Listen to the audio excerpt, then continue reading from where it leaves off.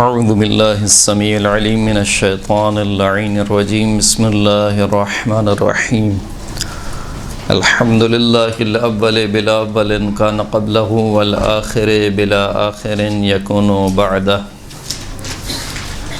الذي قصرت عن رؤيته أبصار الناظرين وعجزت عن نعته أوهام الواصفين ثم الصلاة والسلام على أشرف الأنبياء والمرسلين وخاتم النبيين سيدنا ونبينا ومولانا ومولى الثقلين جد الحسن والحسين بالقاسم محمد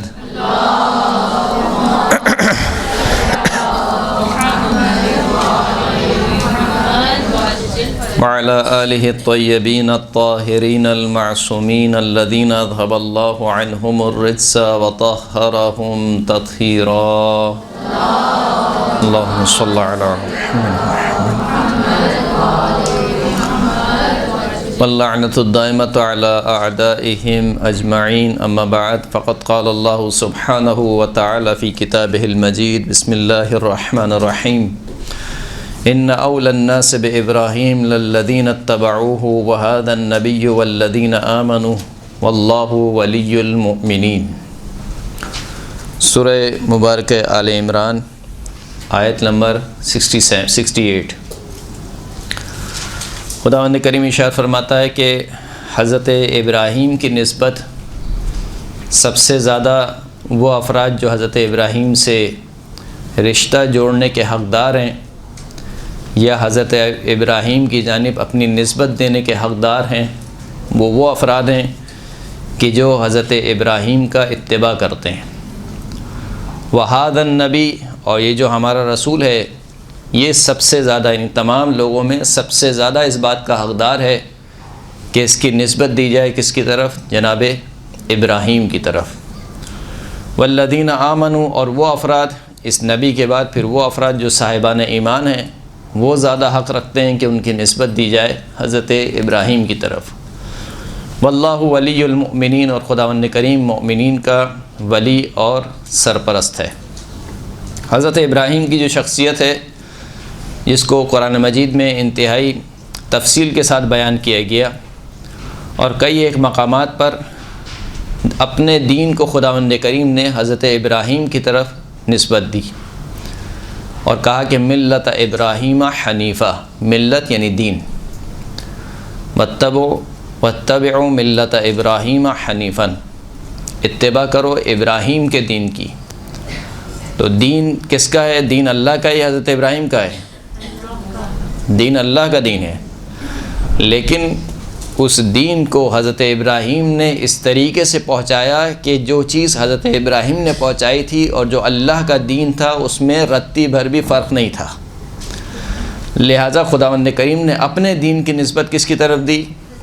حضرت ابراہیم کی طرف۔ یہاں تک کہ خدا حضرت ابراہیم کے بارے میں کہا کہ ما کان ابراہیم و یہودی ولا، حضرت ابراہیم نہ تو یہودی تھے نہ ہی عیسائی تھے، بلکہ کیا تھے؟ سیدھے راہ پر مستحکم ایمان کے مالک ایک مسلمان تھے۔ تو حضرت ابراہیم کیونکہ جو یہود ہیں وہ بھی اپنی نسبت دیتے تھے حضرت ابراہیم کی طرف، عیسائی تھے وہ بھی نسبت دیتے تھے حضرت ابراہیم کی طرف۔ تو خداوند کریم نے کہا کہ دیکھو ابراہیم کی طرف نسبت دینے کا سب سے زیادہ حقدار وہ ہے جو ابراہیم کی اتباع کرے۔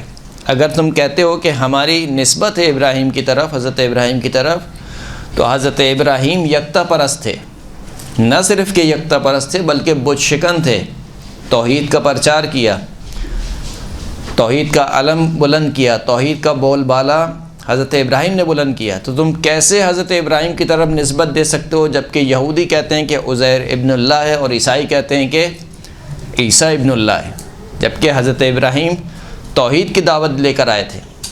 لہذا اگرچہ نسبی اعتبار سے یعنی رشتہ داری کے اعتبار سے شاید تمہارا رشتہ ملتا ہو حضرت ابراہیم کی طرف، لیکن عمل کے اعتبار سے تمہارا کوئی تعلق نہیں ہے حضرت ابراہیم سے، اس لیے کہ تم ابراہیم کی پیروی نہیں کرتے، ابراہیم کا اتباع نہیں کرتے۔ تو بس سمجھ میں یہ آیا کہ اگر جو شخص اپنی نسبت دے کسی شخصیت کی طرف تو اس کا عمل بھی ملتا جلتا ہونا چاہیے اس شخصیت کے ساتھ۔ بات سمجھ میں آ رہی میں کیا کہنا چاہ رہا ہوں؟ یعنی میں اگر کہتا ہوں کہ میں علی ابن ابی طالب کا شیعہ ہوں تو میرا عمل کیا ہونا چاہیے؟ مطابقت رکھنا چاہیے۔ میں اگر کہتا ہوں کہ میں اہل بیت اطہار کا شیعہ ہوں، اہل بیت اطہار کا چاہنے والا ہوں، تو میرا عمل، میری سیرت، میرا کردار مطابقت رکھنا چاہیے کس کے؟ اہل بیت اطہار کے کردار سے۔ یہ قرآن کا فیصلہ ہے، حتمی فیصلہ ہے کہ دیکھو جب تم کسی کی طرف نسبت دیتے ہو تو نسبت دینے میں یہ خیال رکھو کہ تمہارا کردار اس شخصیت سے ملتا ہے یا نہیں ملتا۔ اگرچہ کہ تمہاری رشتہ داری ملتی ہو، لیکن رشتہ داری، فقط رشتہ داری ہونا کافی نہیں ہے، کیونکہ اگر فقط رشتہ دار ہونا ہی کافی ہوتا یا کوئی کمال ہوتا تو حضرت نوح کا بیٹا، حضرت نوح کا سگا بیٹا ہے، حضرت نوح پکار کے کہہ رہے ہیں کہ یہ میرا بیٹا ہے، اور خداوند کریم کیا کہہ رہا ہے؟ انہ لیس من اہلک، یہ تمہارے اہل میں سے نہیں ہے۔ پروردگار سگا بیٹا ہے، خونی رشتہ ہے، لیکن خداوند کریم کہہ رہا ہے کہ لیس من اہلک، یہ تمہارے اہل میں سے نہیں ہے۔ کیوں اہل میں سے نہیں ہے؟ انہ عمل غیر صالح، اس کا عمل تم سے نہیں ملتا ہے۔ کیونکہ اس کا عمل تم سے نہیں ملتا ہے، اگرچہ کہ تمہارا خونی بیٹا ہے، خونی رشتہ دار ہے، لیکن لیس من اہلک۔ اسی طریقے سے اس آیت میں بھی کہا کہ ابراہیم سے نسبت رکھنے کے سب سے زیادہ حقدار وہ ہیں جو حضرت ابراہیم کی اتباع کرتے ہیں، اور یہ جو ہمارا نبی ہے، یعنی اگرچہ کہ رسول اللہ کا جو نسب ہے وہ حضرت ابراہیم سے ملتا ہے، نسبی اعتبار سے حضرت ابراہیم سے ملتا ہے، لیکن اس کے باوجود خداوند کریم، یعنی کہ عربوں میں سے کس کو نہیں معلوم تھا کہ رسول اللہ کا نسب جو ہے وہ حضرت ابراہیم سے ملتا ہے؟ وہ عرب جو کہ نسب شناس لوگ ہیں، نسب باقاعدہ حفظ کیے ہوئے ہیں۔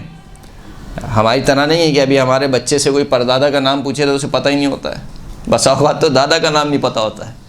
آپ پوچھیں دادا کا نام کیا ہو، کیا کہ دادا، بس اوقات والد کا نام نہیں پتہ ہوتا ہے۔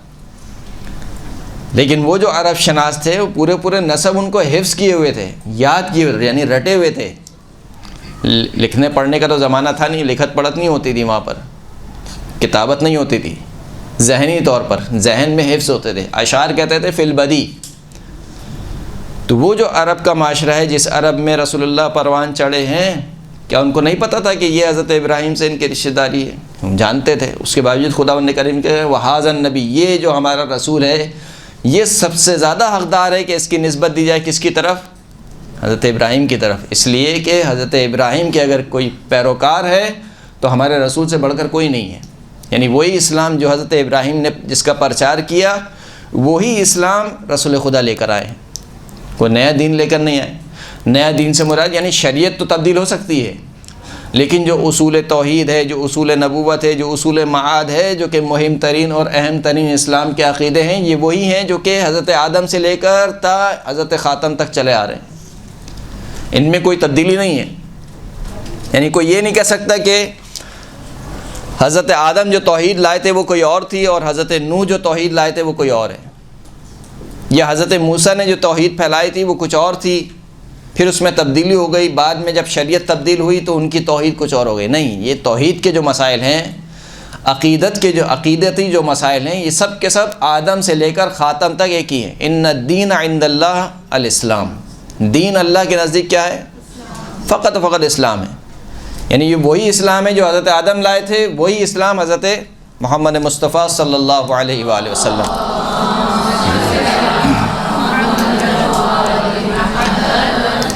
تو عزیزان گرامی، جو اصل چیز جو درکار ہے خداوند کریم کو، وہ فقط نسبت درکار نہیں ہے کہ آپ اپنی نسبت جوڑ لیں کہ میرا تعلق فقہ جعفریہ سے ہے، میرا تعلق مکتب تشیع سے ہے۔ نسبت جوڑنے سے کیا ہوتا ہے؟ دعویٰ کرنے سے تو ہزار لوگ دعویٰ کر لیں گے، لیکن کون اپنے دعوے میں سچا ہے؟ احسب الناس ان یترکوا ان یقولوا آمنا وهم لا یفتنون، کیا لوگوں نے یہ گمان کر لیا ہے کہ وہ فقط یہ کہنے سے چھوڑ دیے جائیں گے کہ ہم ایمان لائے؟ وهم لا یفتنون، ان کو آزمایا نہیں جائے گا۔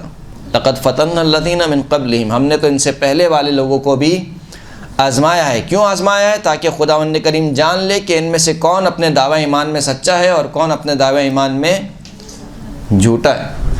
اسی طریقے سے ایک اور جگہ پر حضرت ابراہیم کی دعا کا جہاں پہ تذکرہ ہوا کہ حضرت ابراہیم نے پروردگار عالم کی بارگاہ میں تذکرہ کیا کہ پروردگار یہ جو بت ہیں یہ ان بتوں نے کافی افراد کو گمراہ کر دیا، اور تو جو ہے مجھے اور میری ذریت کو ان بتوں کی پرستش سے محفوظ فرما، فمن تبعنی فإنہ منی، وہاں پر حضرت ابراہیم نے کہا بس جو بھی میرے اتباع کرے گا وہ مجھ سے ہوگا۔ یعنی منیت کی سند کسے ملتی ہے؟ جو اتباع میں پورا اترتا ہے، جو شخص اتباع میں پورا اترے گا اس کو کہا جائے گا کہ فإنہ منی۔ سلمان و منا اہل البیت یہ فقط ایک فضیلت نہیں تھی، اگرچہ کہ اس میں ایک نقطہ پوشیدہ تھا کہ حضرت سلمان کیونکہ عجم سے ان کا تعلق تھا، اور جو رسول خدا کے اصحاب تھے وہ سارے کے سارے عرب تھے، اس بنا پر حضرت سلمان کی بسا اوقات تحقیر کیا کرتے تھے۔ یہاں تک کہ روایت ملتی ہے کہ ایک مرتبہ تمام افراد بیٹھے ہوئے تھے، ہر ایک نے اپنا نسب بتانا شروع کیا، پھر باری آئی حضرت سلمان کی۔ حضرت سلمان سے کہا کہ تم بھی اپنا اصل اور نسب بیان کرو، تو حضرت سلمان نے بھی اپنا حسب و نسب بیان کیا کہ میرا جو نام ہے وہ عبداللہ ہے، اور اگر میرا حسب جاننا چاہتے ہو تو میں غلام تھا، مجھے رسول اللہ نے آزاد کیا، میں فقیر تھا، مجھے رسول اللہ نے غنی کیا، میں جو ہے وہ گمراہ تھا، مجھے رسول اللہ نے ہدایت دی، یہ میرا حسب ہے۔ تو یہ جو واقعات ہو رہے تھے حضرت سلمان کے ساتھ، یہاں تک کہ جنگ خندق کے موقع پر بھی جب حضرت سلمان محمدی نے مشورہ دیا رسول اللہ کو کہ خندق کھودی جائے، ہمارے زمانے میں یعنی ہمارے علاقے میں ایسا ہوتا ہے کہ جب دشمن حملہ کرتا ہے تو خندقیں کھودی جاتی ہیں تاکہ دشمن پار نہ کر سکے اس علاقے کو اور ہم تک نہ پہنچ سکے۔ تو حضرت سلمان کا یہ مشورہ پسند آیا، خندقیں کھودنے کا حکم دیا گیا۔ اصحاب بھی شامل تھے، یعنی انصار بھی شامل تھے اور مہاجرین بھی شامل تھے۔ انصار اور مہاجرین تمام مل کر خندقیں کھود رہے تھے، لیکن ان تمام کی خندقیں کھودنا ایک طرف، جناب سلمان کی خندق کھودنا ایک طرف۔ دن بھر میں جب حساب ہوتا تھا کہ بتاؤ بھائی کس نے کتنی خندقیں کھودیں، تو انصار یہ کہتے تھے کہ ہم نے یہ کھودی خندقیں، لیکن ہمارے ساتھ حضرت سلمان کی خندق کا بھی حساب کیجیے گا، یعنی سلمان کو بھی اپنی طرف کھینچتے تھے۔ انصار یہ کہتے تھے، مہاجرین یہ کہتے تھے کہ ہم نے اتنی خندقیں کھودی ہیں اور فقط ہمارا حساب نہیں کیجیے گا، ہمارے ساتھ جو سلمان نے خندقیں کھودی ہیں اس کو بھی ہمارے حساب میں ڈالیے گا۔ تو انصار اپنی طرف جانب کھینچتے تھے، مہاجرین اپنی جانب کھینچتے تھے۔ اللہ کے رسول نے کہا کہ سلمان من اہل بیت، سلمان نہ انصار میں سے ہے نہ مہاجرین میں سے ہے، سلمان ہم اہل بیت میں سے ہے۔ تو صلی اللہ علیہ محمد وآل محمد، تو نسبی اعتبار سے تو کوئی رشتہ نہیں تھا، جناب سلمان کا اہل بیت سے کوئی رشتہ نہیں تھا، وہ عرب ہیں یہ عجم ہیں، لیکن اس کے باوجود کیونکہ اتباع میں پورے اتر رہے تھے تو کہا کہ من اہل البیت، ہم اہل بیت میں سے۔ اسی طریقے سے جب جناب طالوت کو بادشاہ بنایا گیا، بنی اسرائیل کی ایک قوم نے اپنے نبی سے کہا کہ اللہ سے دعا کریں کہ وہ ہمارے لیے ایک بادشاہ بھیجے کہ جو ہمارے دشمن ہیں انہوں نے ہم کو ہمارے گھروں سے نکال دیا ہے، ہم پر ظلم روا رکھا ہے، تو ایک بادشاہ کو بھیجیں۔ تو اس نبی کی دعا قبول ہوئی، اللہ نے اس نبی پر وحی نازل کی کہ ان اللہ قد بعث الیکم طالوت ملکا، خداوند کریم نے طالوت کو تمہاری جانب بادشاہ بنا کر بھیجا ہے۔ جب سنا طالوت کا نام تو کہا کہ انا یکون الملک علینا، یہ کیسے ہمارا بادشاہ ہو سکتا ہے؟ اس لیے کہ جناب طالوت جو ہے وہ ایک سادہ ایسے انسان تھے، بکریاں چراتے تھے، کوئی مال و دولت نہیں تھا۔ تو کہا کہ طالوت کیسے ہم پر بادشاہ ہو سکتا ہے؟ اس لیے کہ کوئی بڑا آدمی نہیں تھا۔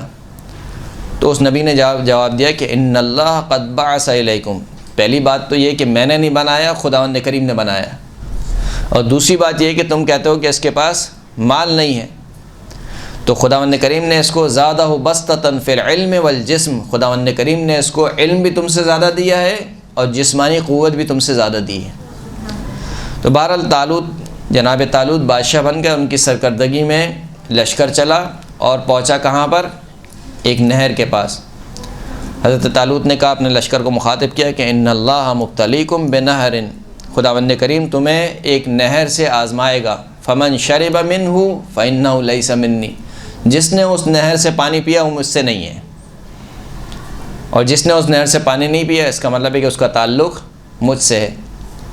پھر خود آگے جا کے جو وہ قرآن مجید کی آیت کہتی ہے کہ اکثر افراد نے پانی پیا اور بہت تھوڑے افراد تھے کہ جنہوں نے بہت کم پانی پیا، کیونکہ اس نہر سے پانی پینے کی اجازت نہیں تھی سوائے 1 یا 2 گھونٹ کے۔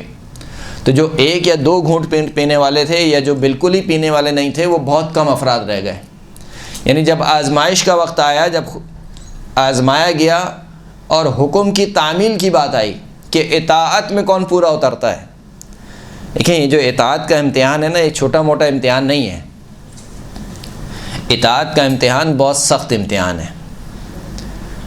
بسا اوقات تو ہم اپنی ایک نارمل لائف گزار رہے ہوتے ہیں، ہمیں اندازہ نہیں ہو رہا ہوتا ہے کہ ہم کس طریقے کی زندگی گزار رہے ہیں، لیکن ذرا فرض کیجئے مثال کے طور پر آج ہم دعا کر رہے ہیں انشاءاللہ کہ خداوند کریم کے آخری حجت امام عصر والزمان کے ظہور میں تعجیل ہو، صلی اللہ علیہ محمد وآل محمد۔ یعنی ایک لمحے کے لیے فرض کیجئے کہ ظہور ہو جاتا ہے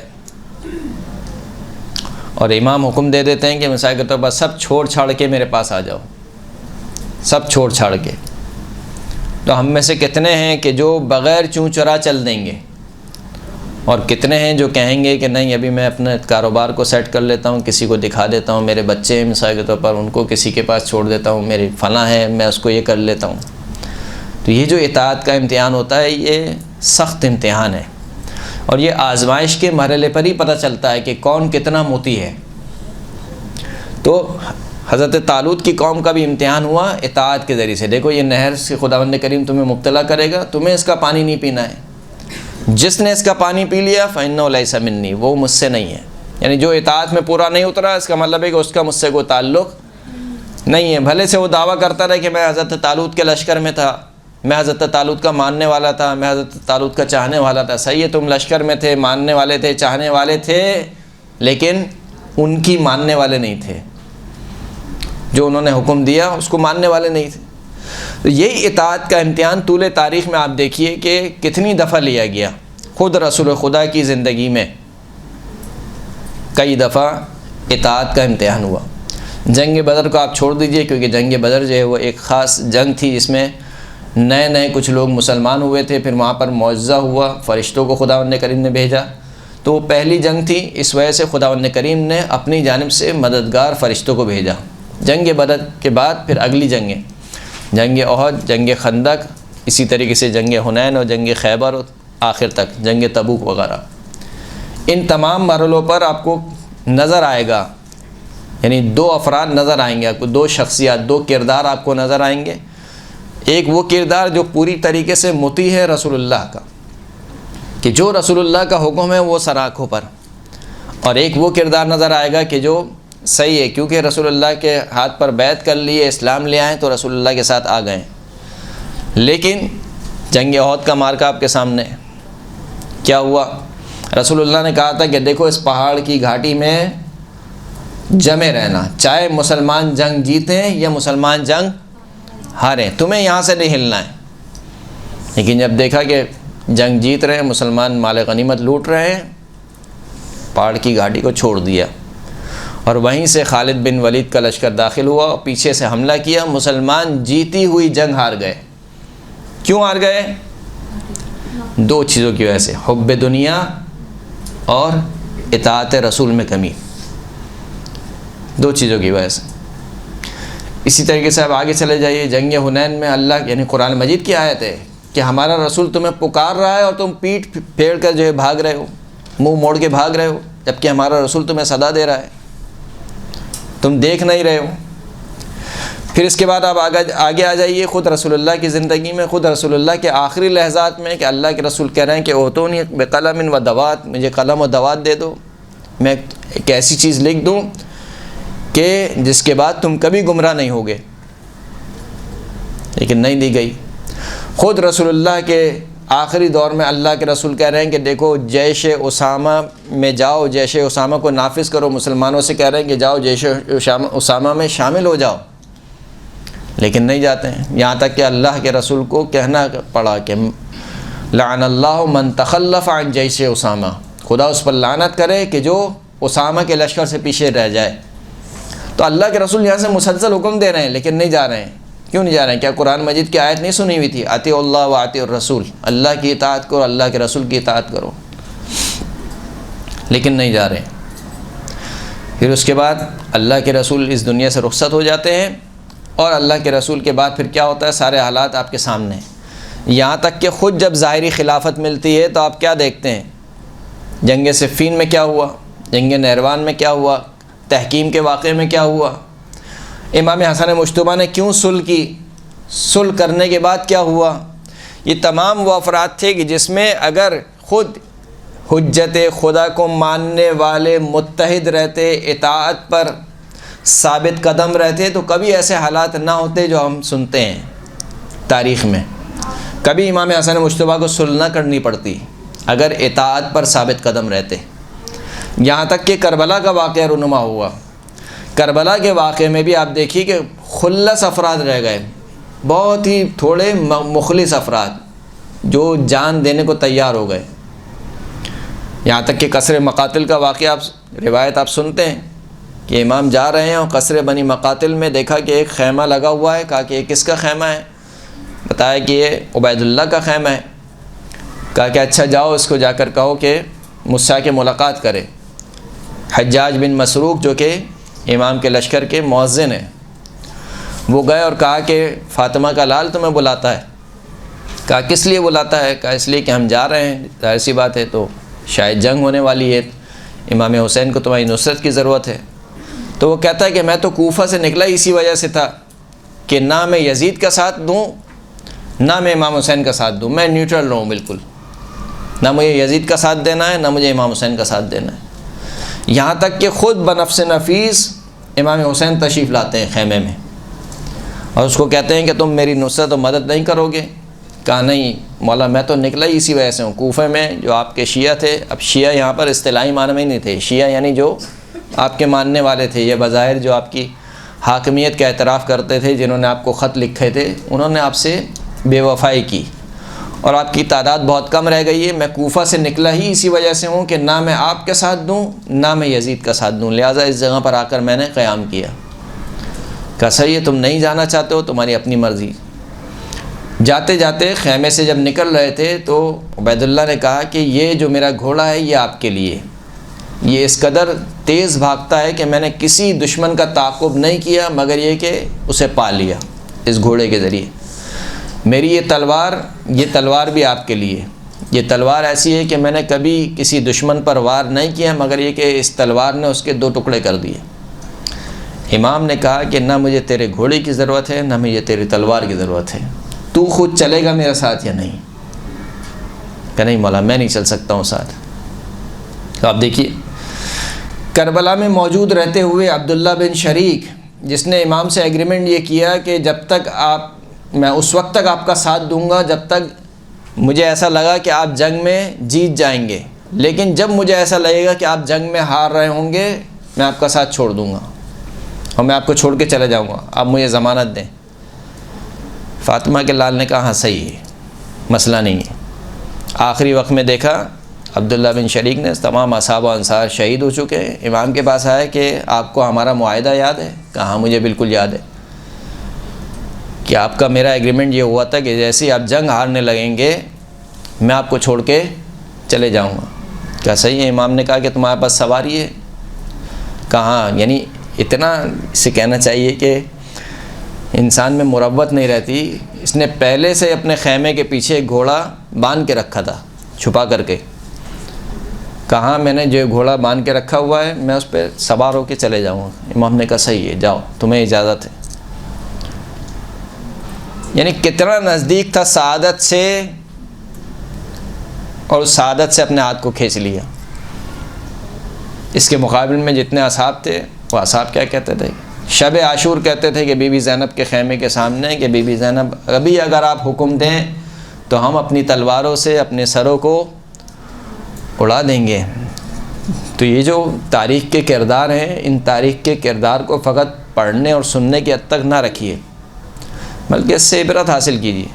کچھ افراد، کچھ شخصیات وہ ہیں جو اطاعت میں بالکل 100% ہمیں نظر آتی ہیں، اور کچھ افراد، کچھ شخصیات وہ ہیں جو اطاعت میں کمزور نظر آتی ہیں۔ صلوات پڑھیں محمد و آل محمد پر۔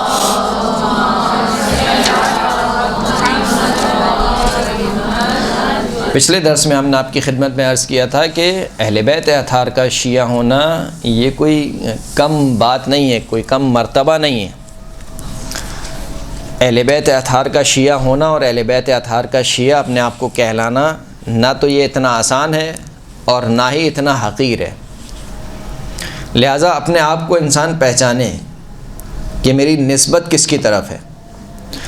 روایت کہتی ہے کہ معاویہ ابن عمار سے روایت ہے، وہ روایت کرتے ہیں چھٹے امام سے، امام فرماتے ہیں کہ پانچویں امام سے، امام فرماتے ہیں کہ قال رسول اللہ صلی اللہ علیہ وآلہ وسلم یا علی لقد مثلت لی امتی فی الطین، اے علی میری امت کو میرے سامنے یعنی عالم برزخ میں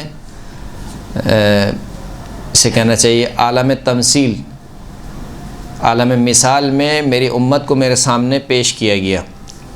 حتی رأیت صغیرہم و کبیرہم ارواحا، یہاں تک کہ ان کے چھوٹوں کی بھی ان کے بڑوں کی بھی تمام کے ارواح کو میں نے دیکھا، یعنی میری پوری امت کی روحوں کو میں نے دیکھا۔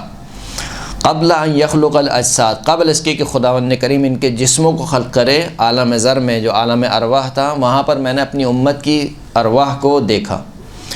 وَإِنِّي مَرَرْتُ بِكَ وَبِشِيعَتِكَ فَاسْتَغْفَرْتُ لَكُمْ، میرا گزر ہوا تمہاری طرف سے، اے علی تمہارے پاس سے میرا گزر ہوا اور تمہارے شیعوں کے پاس سے میرا گزر ہوا۔ فَاسْتَغْفَرْتُ لَكُمْ، پس میں نے تم لوگوں کے لیے استغفار کیا۔ یہاں پر استغفار جیسے ہم پہلے بھی ایک درس میں بتا چکے ہیں کہ استغفار فقط گناہ کے بعد نہیں ہوتا ہے، طلب مغفرت یہ فقط گناہ کے لیے نہیں ہے، گناہ کے لیے بھی طلب مغفرت ہوتی ہے اور طلب رحمت کے لیے بھی استغفار کیا جاتا ہے، یا درجات کی بلندی کے لیے بھی استغفار کیا جاتا ہے۔ فاستغفرت لکم، پس میں نے تمہارے لیے استغفار کیا۔ فقال علی، مولا کائنات نے کہا کہ یا نبی اللہ زدنی فیہم، مجھے ان کے بارے میں اور کچھ خبر دیجیے۔ فرمایا نعم یا علی، تخرج انت وشیعتک من قبورہم، تم اور تمہارے شیعہ اپنے قبور سے اٹھائے جاؤ گے، کس حال میں؟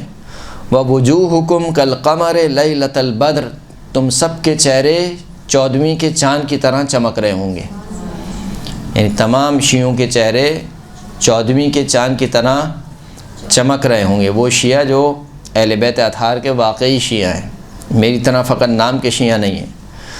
وقد فرجت عنکم الشدائد، اس حال میں کہ تم سے جو سختیاں تھیں، جو مشکلات تھیں، ان سب کو دور کر دیا گیا۔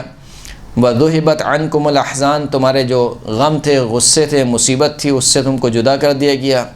تستظلون تحت العرش، تم خداوند کریم کے عرش کے نیچے سائے میں ہوگے، یعنی روز قیامت جہاں ہر شخص سایہ ڈھونڈ رہا ہوگا، تم عرش الہی کے سائے میں ہوگے۔ یخاف الناس ولا تخافون، لوگ تو خوف زدہ ہوں گے قیامت کی ہولناکی سے، لیکن تم خوف زدہ نہیں ہوگے۔ یحزن الناس ولا تحزنون، لوگ غم میں مبتلا ہوں گے لیکن تم غم میں مبتلا نہیں ہوگے۔ وتوضع لکم مائدۃ والناس فی الحساب، لوگ حساب و کتاب دے رہے ہوں گے جبکہ تمہارے لیے دسترخوان بچھا ہوا ہوگا۔ صلوات پڑھیں محمد و آل محمد پر۔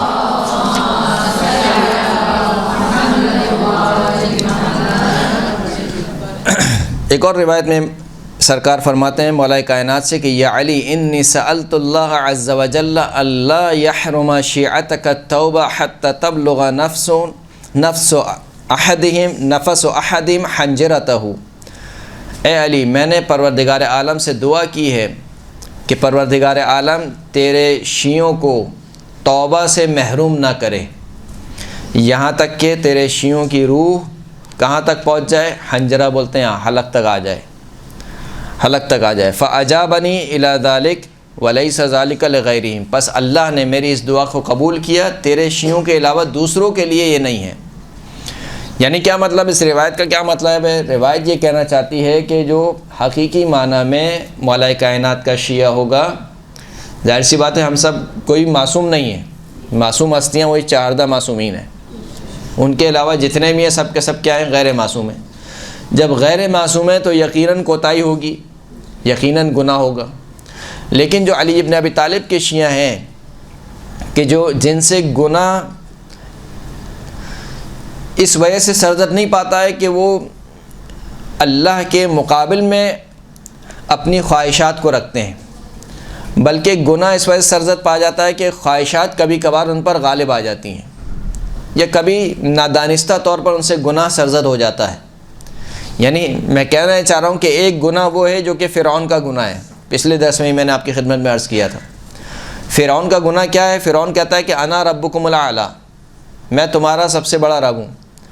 یہ جو اس کا گناہ ہے، یہ در حقیقت خدا کے مقابل میں آنا چاہ رہا ہے، خدا کے مقابل میں اپنی خدائی کا اعلان کر رہا ہے، یعنی بندگی سے نکال رہا ہے اپنے آپ کو، عبودیت سے نکال کر معبودیت کی منزل پر لے جانا چاہ رہا ہے۔ یہ گناہ کبھی نہیں بخشا جائے گا۔ لیکن وہ کہ جو خدا کا بندہ تو ہے، بندگی کا اعتراف بھی کرتا ہے، خدا کے معبود ہونے کا بھی اعتراف کرتا ہے، لیکن اس کے باوجود کچھ گناہ اس سے سرزد ہو جاتے ہیں، تو در حقیقت یہ ابھی تک خدا کی بندگی میں جڑا ہوا ہے۔ یہ وہ شخص ہے کہ اس کی توبہ قبول ہو سکتی ہے۔ تو کہا کہ اے علی، جو تمہارے شیعہ ہیں، جو کہ ظاہر سی بات ہے کہ غیر معصوم نہیں ہیں، میں نے خداوند کریم سے دعا کی ہے کہ خداوند کریم ان کو موت نہ آئے مگر یہ کہ یہ توبہ کر کے اس دنیا سے مرے، اور خدا نے میری اس دعا کو قبول کیا۔ اب اس کا یہ مطلب نہیں ہے کہ ہم کچھ بھی کرتے رہیں آخر میں تو توبہ ہو ہی جائے گی۔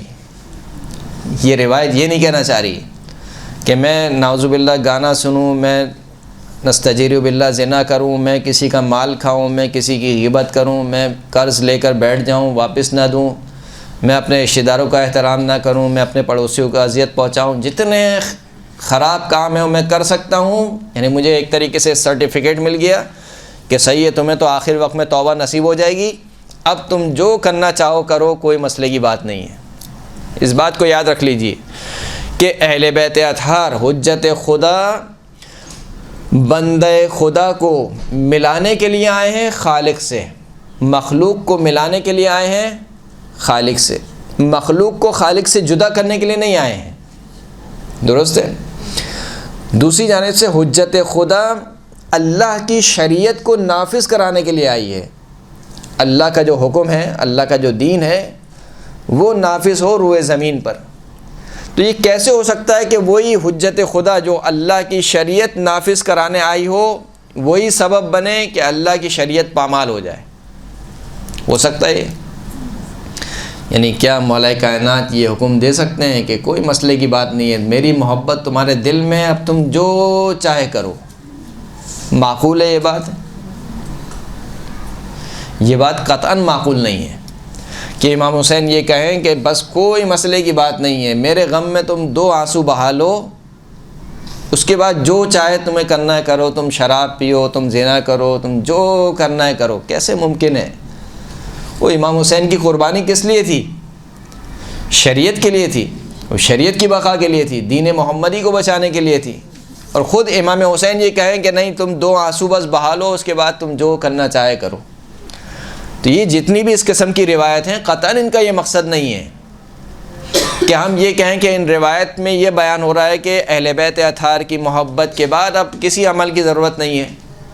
نہیں، یہ روایات جس طریقے سے شفاعت کی آیات ہیں، اسی طریقے سے یہ روایت ہیں، یعنی جہاں پر قرآن مجید میں 2 کام ہوئے ہیں، کچھ آیات میں خوف دلایا گیا ہے خداوند کریم کے عذاب سے، کچھ آیات میں امید دلائی گئی ہے خداوند کریم کی رحمت کے بارے میں۔ اسی طریقے سے یہ جو آیات، یہ جو احادیث ہیں، یہ احادیث در حقیقت امید کو زندہ کر رہی ہیں۔ یعنی اگر تم سے کوئی گناہ ہو بھی جاتے ہیں، اہل بیت سے جڑے رہو، اہل بیت کی محبت کو اپنے دل میں قائم رکھو، اہل بیت کے مطابق زندگی بسر کرتے رہو، انشاءاللہ جو گناہ ہوئے ہیں خداوند کریم کیا کرے گا؟ آخر وقت میں تمہیں توبہ نصیب فرمائے گا۔ یہ روایت یہ کہنا چاہتی ہے۔ اب اس کا مطلب کیا ہوا؟ اس کا مطلب یہ ہوا کہ یقیناً بعض گناہ ایسے ہوتے ہیں کہ جو انسان کو ایمان سے خارج کر دیتے ہیں، جیسے بالخصوص روایت میں آیا کہ جو شخص شراب پینے کا عادی ہو چکا ہو، اس کے بارے میں قوی امکان ہے کہ وہ موت کے وقت ایمان سے خارج ہو جائے گا۔ وہ شخص جو شراب پینے کا عادی ہو چکا ہے، قوی امکان ہے اس بارے میں کہ جب اس کو موت آئے گی، سکرۃ الموت، نزا کا وقت آئے گا، تو اس وقت وہ ایمان سے خارج ہو جائے گا۔ تو جس طریقے سے کچھ گناہ ایمان سے خارج کر دیتے ہیں، یقیناً کچھ گناہ ایسے ہوں گے جو آپ سے یہ توفیق سلب کر لیں گے۔ کون سی توفیق؟ توبہ کی۔ وہ ہمارے اپنے ہی کیے ہوئے اعمال کے سبب ہوگا، نہ یہ کہ رسول خدا کی دعا میں کوئی کمی تھی، نہ یہ کہ رسول خدا کی دعا جو قبول ہوئی ہے اس میں کوئی کمی تھی، نہ دعا میں کوئی کمی تھی، نہ دعا کے قبول ہونے میں کوئی کمی تھی، لیکن میرے خود کے اعمال یہ سبب بنے کہ مجھے توبہ نصیب نہیں ہوئی۔ ایک صلوات پڑھیں محمد و آل محمد صلی اللہ علیہ محمد۔ اچھا، آپ کو یہ نہ سمجھے کہ مثلا مولانا صاحب تو کوئی افسانوی باتیں کر رہے ہیں، یعنی وہ باتیں کر رہے ہیں کہ نہ ہونے والی ہیں۔ ہم تو دیکھتے ہیں اپنے معاشرے میں ایسا ہو ہی نہیں سکتا ہے، کیسے ممکن ہے؟ یہ کوئی افسانوی باتیں نہیں ہیں، ایسا ہوا ہے، لوگوں نے اس پر عمل بھی کیا ہے، اور ایسے کردار تاریخ میں ثبت ہوئے ہیں، ان کے نام تاریخ میں ثبت ہوئے ہیں، بالخصوص عورتوں کے حوالے سے، خواتین کے حوالے سے، جن میں ایک نام ہے جناب بی بی شتیتا کا۔ جناب بی بی شتیتا کا مزار کہاں ہے؟ ایران، نیشاپور میں۔ کس دور میں تھیں یہ خاتون؟ امام موسیٰ کاظم کے دور میں۔ اتنا پتہ ہے تو آپ کو روایت بھی پتہ ہوگی۔ کیا ہوا تھا؟ کچھ جگانا چاہ رہا ہوں آپ لوگ۔ خوب، کیا ہوا تھا؟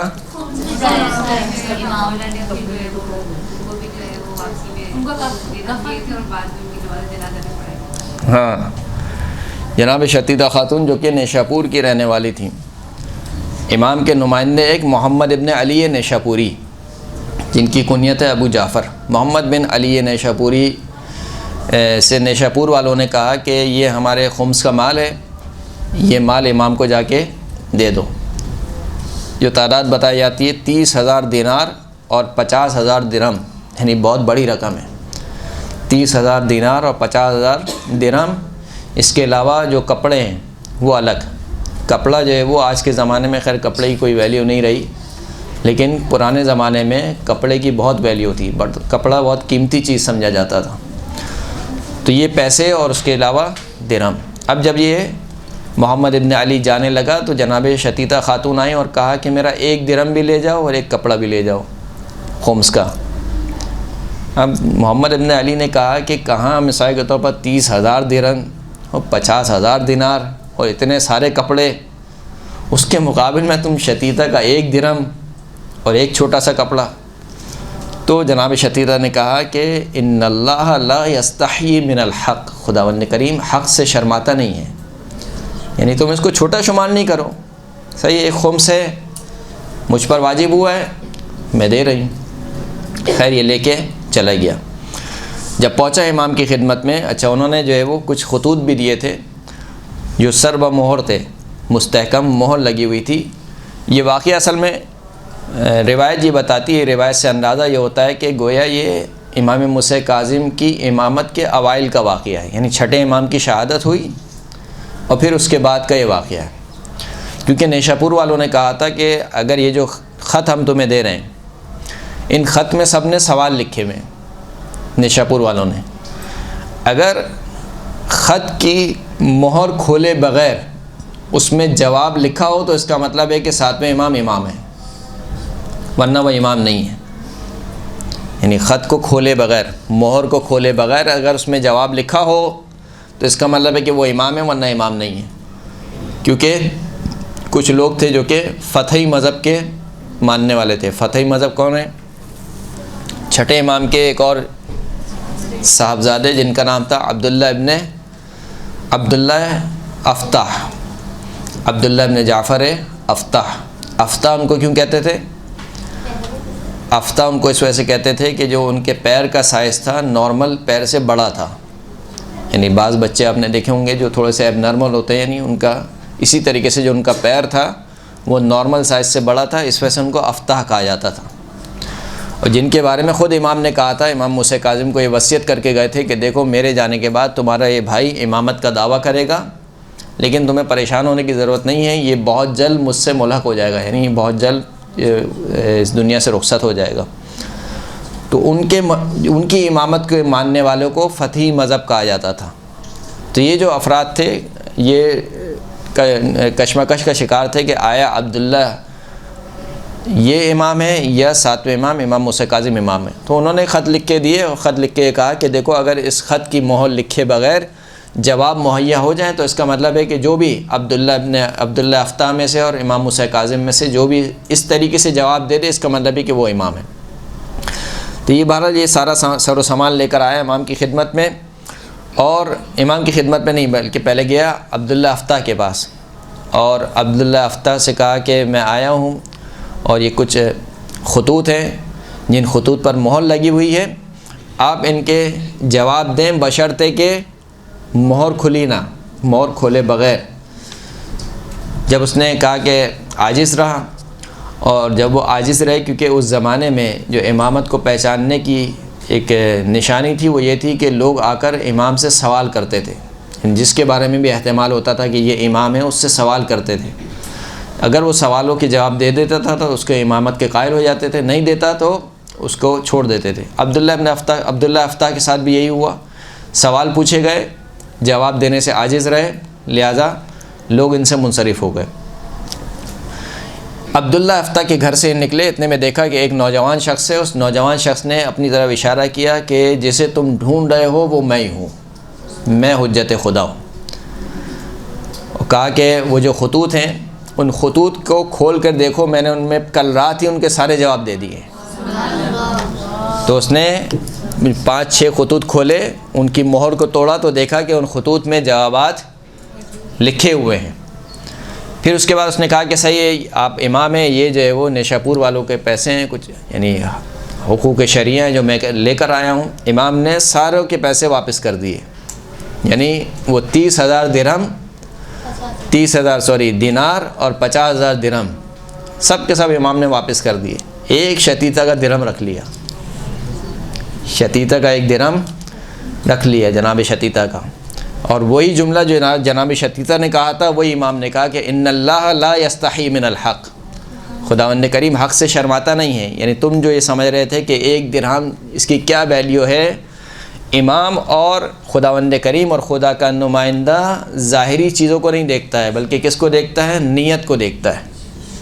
لن ینال اللہ لحومها ولا دماؤها ولکن ینالہ التقوی منکم، یہ جو تم قربانی تم کرتے ہو خداوند کریم یہ نہیں دیکھتا کہ تم نے 4 لاکھ کر لیا ہے، 5 لاکھ کر لیا ہے، 10 اونٹ لیے ہیں، 12 اونٹ لیے ہیں، نہ ان کا گوشت خدا کو پہنچتا ہے نہ ان کا خون خدا کو پہنچتا ہے، خدا کو جو چیز پہنچتی ہے وہ تمہارا تقوی پہنچتا ہے۔ یہی معیار حجت خدا کا ہے کہ حجت خدا بھی نیت کو دیکھتے ہیں۔ کہا کہ خداوند کریم جو ہے وہ حق سے نہیں شرماتا ہے۔ پھر اس کے بعد امام نے کہا کہ وہ سارے پیسے واپس کر دو۔ امام نے کیوں پیسے واپس کر دیے؟ کہا یہ جو سارے لوگ ہیں یہ سارے فتحی مذہب ہیں، کیونکہ یہ سارے فتحی مذہب ہیں، ہمیں ان کا پیسہ نہیں چاہیے، یعنی امام کو پاک پیسہ چاہیے، پاک اور پاکیزہ پیسہ چاہیے جو عقیدے کے اعتبار سے ہی پاک ہو اور حلال طریقے سے کمائے گئے ہو۔ وہ سارے پیسے واپس کر دیے اور پھر کہا کہ شتیتہ کے پاس جانا اور شتیتہ کو یہ درہم بھی دینا اور کپڑا دینا، ایک کپڑا، کون سا کپڑا؟ ایک چادر دیا، کہ اس چادر کا کفن بنانا۔ یہ جو چادر ہے یہ خود ہم نے اپنی زمین پر جو کپاس ہوگی ہے اس سے بنائی ہے، اور یہ کپاس سے کس نے بنائی ہے؟ کہا کہ یہ میری بہن نے سی ہے، یعنی میری بہن نے بنا ہے اس کپڑے کو، اس چادر کو میری بہن نے بنا ہے۔ کہ یہ جا کر شتیتہ کو دینا۔ ابھی اتنی محبت اور الفت شتیتہ سے کیوں ہے؟ شتیتہ سے کوئی رشتہ داری لگتی ہے امام کی؟ وہ رشتہ داری نہیں ہے، وہی اتباع ہے، وہی اطاعت ہے۔ اتباع اور اطاعت کی وجہ سے امام کہہ رہے ہیں کہ جاؤ شتیتہ کو جا کر یہ کفن دینا، اور شتیتہ سے یہ کہنا ہے کہ جب تمہیں یہ پیسے اور کفن ملیں گے اس کے بعد 19 دن تک تم زندہ رہو گی، اور 19 دن بعد تمہاری وفات ہو جائے گی، میں خود تمہاری نماز جنازہ پڑھانے آؤں گا۔ 19 دن بعد وفات ہو گئی، اور دیکھا کہ جب غسل و کفن دے دیا گیا تو دیکھا کہ ایک گھوڑ سوار ہے جو کہ نیشاپور کی طرف آ رہا ہے۔ پوچھا کہ تم کون ہو؟ تو کہا کہ میں موسیٰ بن جعفر علیہ السلام ہوں۔ اللہم صلی علی محمد و آل محمد۔ امام نے نماز جنازہ پڑھا دی. نماز جنازہ پڑھنے کے بعد اس شخص سے کہا کہ عرف اصحابک واقرأہم منی السلام، اپنے اصحاب کو یہ بات پہنچا دو کہ میں نے اس کی نماز جنازہ پڑھائی ہے، اور میری جانب سے اپنے اصحاب پر، یعنی جو چاہنے والے ہیں یہاں پر ہمارے شیعہ، ان کو سلام بھیجو، سلام پہنچاؤ. وقل لہم، اور ان سے کہو انی ومن یجری مجرایا من الائمہ، بے تحقیق میں اور جو میرے بعد ائمہ آئیں گے، لابد لنا من حضور جنائزکم، ہم ضرور بضرور تمہارے جنازوں پر حاضر ہوتے ہیں، ہم ضرور بضرور تمہارے جنازوں پر حاضر ہوتے ہیں. فی ای بلد کنتم، تم چاہے روئے زمین پر کسی بھی جگہ پر کیوں نہ تمہاری موت آئے، ہم تمہارے جنازوں پر حاضر ہوتے ہیں. فاتقوا اللہ فی انفسکم، آخر میں نصیحت کیا کی؟ بس اللہ کا تقوی اختیار کرو، اللہ کا، یعنی اپنے عمل کو درست رکھو، جیسی خداوند کریم زندگی چاہتا ہے ویسی زندگی گزارو، پھر آخرت کی فکر نہ کرو. پھر ہمارا دیدار کہاں سے شروع ہوگا؟ موت کے وقت سے ہی، موت کے وقت سے، پھر قبر میں، پھر قبر کے بعد محشر میں، محشر کے بعد پھر پل صراط پر، پل صراط میں پھر جنت میں، تو ساتھ ہی ساتھ ہے. شرط کیا ہے؟ شرط صرف ایک ہی ہے، یہ ہماری ولایت کے ساتھ، ہمارے دشمنوں سے براءت کے ساتھ اللہ کا تقوی اختیار کرو، عمل صالح کو انجام دیتے رہو. ایک صلوات پڑھیں محمد و آل محمد پر.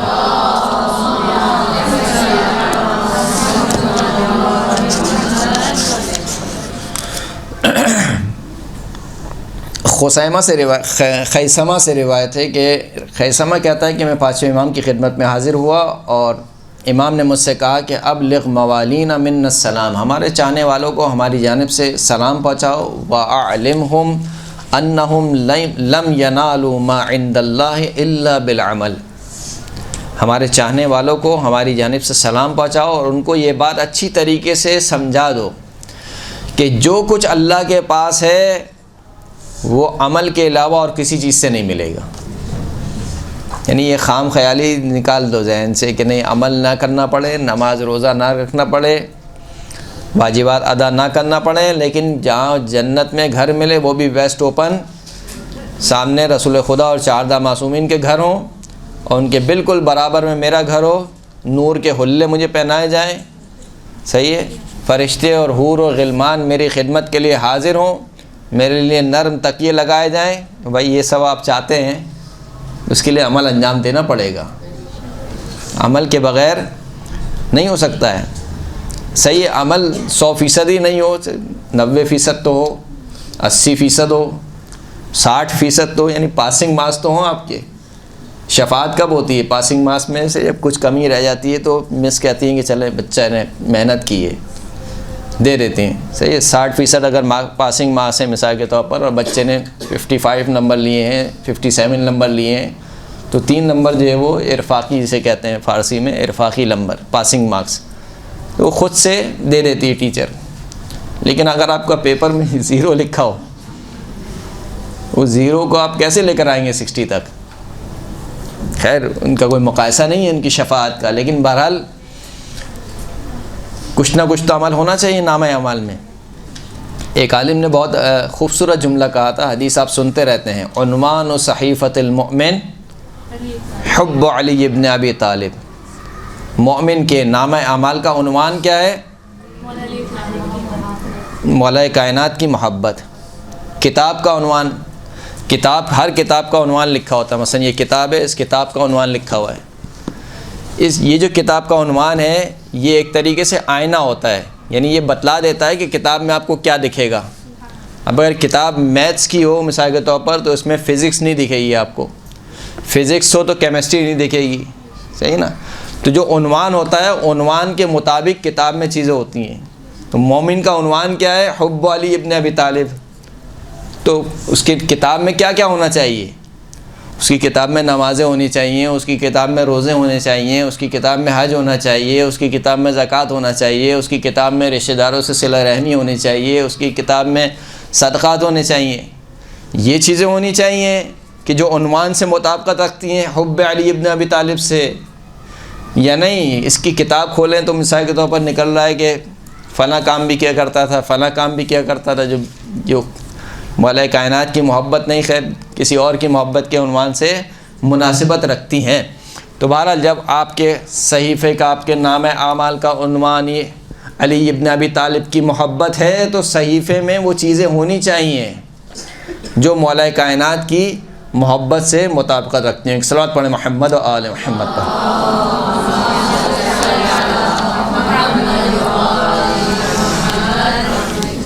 چھٹے امام فرماتے ہیں کہ یا ابن جندب، اے جندب کے بیٹے، لو ان شیعتنا استقاموا لصافحتهم الملائکہ وَلَأَظَلَّهُمُ الْغَمَامُ وَلَأَشْرَقُوا نَهَارًا وَلَأَكَلُوا مِنْ فَوْقِهِمْ وَمِنْ تَحْتِ أَرْجُلِهِمْ وَلَمَا سَأَلُوا اللَّهَ شَيْئًا إِلَّا أَعْطَاهُمْ۔ اے جندب کے بیٹے، اگر ہمارے شیعہ صراط مستقیم پر پابند رہیں، مستحکم رہیں، اللہ کے دین پر پابندی سے عمل کریں تو کیا ہوگا؟ لَصَافَحَتْهُمُ الْمَلَائِکَہ، ملائکہ ان سے مصافحہ کریں گے۔ وَلَأَظَلَّهُمُ الْغَمَامُ، یہ چل رہے ہوں گے، بادل ان کے سر پر سایہ فگن ہوگا۔ وَلَأَشْرَقُوا نَهَارًا، جب یہ گھر سے نکلیں گے تو ایسے دنیا روشن ہوگی کہ جیسے دن میں دنیا روشن ہو جاتی ہے، یعنی ان کے نور سے دنیا روشن ہو جائے گی۔ وَلَأَكَلُوا مِنْ فَوْقِهِمْ وَمِنْ تَحْتِ أَرْجُلِهِمْ، اگر انہوں نے ایسا کام کیا تو یہ اپنے اوپر سے بھی کھائیں گے، اپنے زمین کے نیچے سے بھی کھائیں گے، یعنی اتنی برکت ہوگی کہ ان میں کوئی کمی نہیں ہوگی۔ وَلَمَا سَأَلُوا اللَّهَ شَيْئًا إِلَّا أَعْطَاهُمْ، اور یہ اللہ سے کوئی کسی چیز کا سوال نہیں کریں گے مگر خداوند کریم ان کو عطا کرے گا۔ مگر یہ کہ خداوند کریم آزمائش میں مبتلا کرنا چاہے تو وہ ایک الگ بات ہے۔ مفضل سے روایت ہے، چھٹے امام فرماتے ہیں کہ ایاک والسفلہ، اے مفضل پستی سے اپنے آپ کو بچاؤ، بے وقوفی سے اپنے آپ کو بچاؤ۔ بے وقوفی کیا ہے؟ انما شیعۃ علی من عف بطنہ و فرجہ، علی کا شیعہ فقط و فقط وہ ہے کہ جو اپنے پیٹ کو بھی پاک و پاکیزہ رکھے، اپنی شرمگاہ کو بھی پاک و پاکیزہ رکھے۔ اس کا مطلب یہ ہے کہ اگر ان دونوں چیزوں کو پاک و پاکیزہ نہ رکھے اور پھر دعویٰ کرے علی کے شیعہ ہونے کا تو یہ عین حماقت ہے، یہ عین بے وقوفی ہے۔ کہا کہ اس بے وقوفی سے اپنے آپ کو بچاؤ۔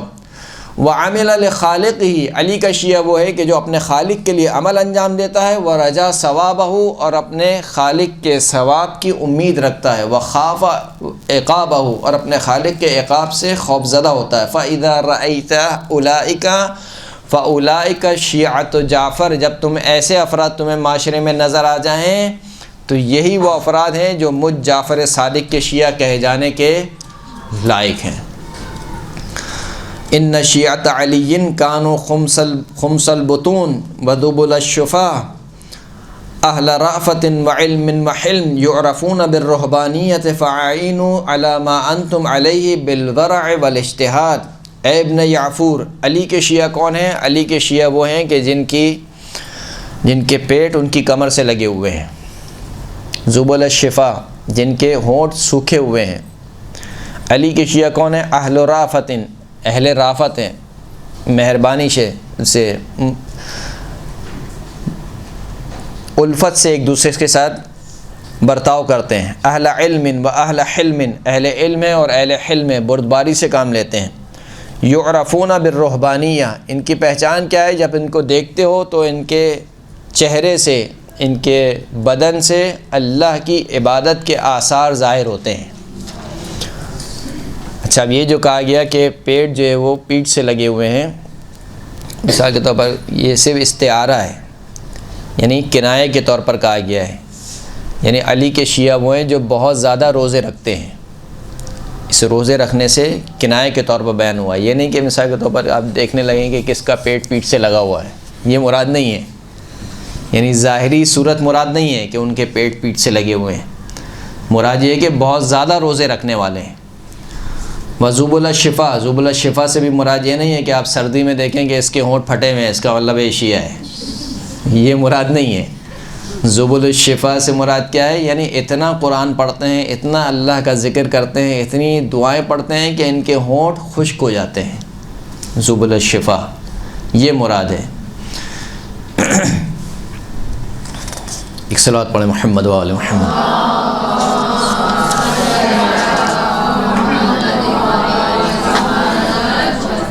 ایک روایت آپ کی خدمت میں اور عرض کروں اور پھر آپ کی زحمت جو ہے وہ تمام۔ روایت ہے صفوان جمال سے۔ صفوان جمال کون ہے جی؟ ابراہیم جمال، سوری، ابراہیم جمال۔ جمال کیوں کہتے ہیں؟ اونٹ کرائے پہ دیتے تھے، ان کا کام تھا کہ اونٹوں کو کرائے پہ دیتے تھے۔ ابراہیم جمال، ابراہیم جمال جو ہے وہ اونٹ کرائے پہ دیا کرتے تھے، اور ایک دفعہ یہ حج کے موقع پر حاضر ہوئے تو حج کے موقع پر انہوں نے ملنا چاہا کس سے؟ علی بن یقطین سے۔ علی بن یقطین کون ہے؟ ساتویں امام کے صحابی ہیں اور وزیر ہیں کس کے؟ ہارون رشید کے۔ خود امام نے حکم دیا تھا کہ تم وزارت کے عہدے پر فائز رہو۔ حج کے موقع پر ابراہیم جمال نے چاہا کہ میں بھی شیعہ ہوں، علی ابن یقطین بھی شیعہ ہے، تو میں ان سے ملاقات کرنا چاہتا ہوں۔ علی ابن یقطین نے منع کر دیا کہ نہیں، میرے پاس ٹائم نہیں ہے، ابھی میں نہیں مل سکتا ہوں ان سے۔ یہی علی ابن یقطین جو ہے وہ جب حج کے لیے آئے اور مدینے میں آ کر چاہا کہ امام سے ملاقات کریں، امام سے اذن ظہور چاہا، بلکہ نہیں، یہ جو ابراہیم ہیں انہوں نے کوفہ میں یہ چاہا کہ علی ابن یقطین سے ملاقات کریں۔ علی بن یقطین نے منع کر دیا۔ پھر علی بن یقطین حج کے لیے آیا اور حج مکہ سے پھر مدینے آئے۔ مدینے میں امام جعفر صادق علیہ السلام سے ملاقات کے لیے صلی اللہ علیہ محمد و آل محمد، امام سے ملاقات کے لیے تشریف لائے تو امام نے ملنے سے منع کر دیا۔ پھر دوسری مرتبہ دوبارہ گئے، دوبارہ امام نے ملنے سے منع کر دیا۔ تو پھر علی بن یقطین نے کہا کہ یا سیدی ما ذنبی، اے میرے سید و سردار، میرا گناہ کیا ہے، کیوں آپ مجھ سے نہیں مل رہے ہیں؟ فقال حجبتک لأنک حجبت اخاک ابراہیم، میں نے تجھے ملنے سے اس وجہ سے منع کر دیا اس لیے کہ تو نے اپنے بھائی، مومن بھائی ابراہیم کو ملنے سے منع کر دیا، یعنی تیرے پاس ابراہیم کے ملنے کے لیے وقت نہیں تھا، اسی لیے میرے پاس تجھ سے ملنے کا وقت نہیں ہے۔ وقد ابى الله ان يشكر سعيك، خداوند کریم نے منع کیا ہے کہ تیرا کوئی عمل قبول ہو، یعنی تجھے حج انجام دے کر آ رہا ہے، ابھی خداوند کریم اس کو قبول نہیں فرمائے گا۔ او یغفر لك ابراہیم الجمال، مگر یہ کہ ابراہیم جمال تجھے معاف کر دے۔ ابراہیم جمال بہرحال ایک یعنی اونٹوں کو کرائے پہ دینے والا شخص تھا، مالی اعتبار سے کوئی اتنا مستحکم شخص نہیں تھا، لیکن اس کے مقابل میں جو علی بن یقطین تھا، وزیر تھا، وزیر مملکت کوئی چھوٹی چیز نہیں ہوتی۔ تو کہا کہ یا تو خداوند کریم اس وقت تک تمہارا عمل قبول نہیں کرے گا جب تک خود ابراہیم جمال تمہیں معاف نہ کر دے۔ تو کہا کہ ابن رسول اللہ، یہ رات کا وقت ہے، ابھی میں ابراہیم جمال کے پاس کیسے جا سکتا ہوں؟ یعنی میں مدینہ میں موجود ہوں، ابراہیم کوفہ میں موجود ہے، تو ابھی میں اس کے پاس حاضر نہیں ہو سکتا ہوں۔ امام نے کہا فکر نہیں کرو، رات کا وقت ہوگا تم بقی میں جانا، بقی میں ایک سواری تمہارے لیے آمادہ ہوگی، اس سواری پر تم بیٹھو گے اور وہ سواری تمہیں فوراً سے پہنچا دے گی، کہاں پر؟ کوفہ میں، یعنی سواری چلے گی، اس کا دوسرا پیر کوفہ میں ہوگا، یعنی امام کی کرامت سے۔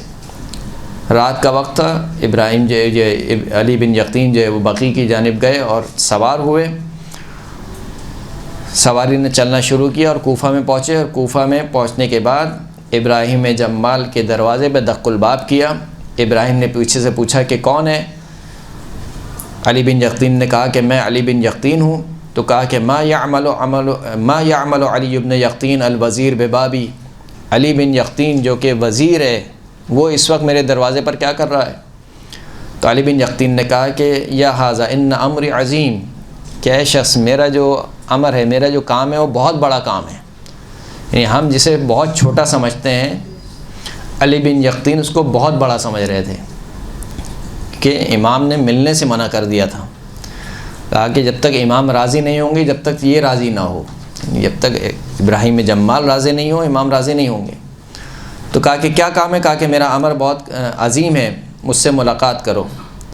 جب وہ داخل ہوئے تو کہا کہ یا ابراہیم ان المولا ابا ان یقبلنی او تغفر لی، اے ابراہیم، جو میرے مولا اور سردار ہیں انہوں نے مجھ سے ملنے سے منع کر دیا ہے مگر یہ کہ تم مجھے معاف کرو، تم مجھے معاف کرو۔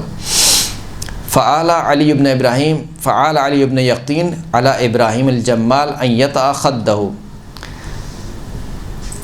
ابراہیم نے کہا کہ جاؤ میں نے تمہیں معاف کیا، کہا کہ نہیں ایسے نہیں، میں اپنا سر زمین پر رکھتا ہوں، تم میرے رخسار پر اپنا پیر رکھو اور تمہارے رخسار کی تمہارے پیر کی جو گرد ہے اپنے رخسار پر لے کر میں امام کی خدمت میں حاضر ہوں گا کہ ابراہیم نے مجھے معاف کر دیا ہے۔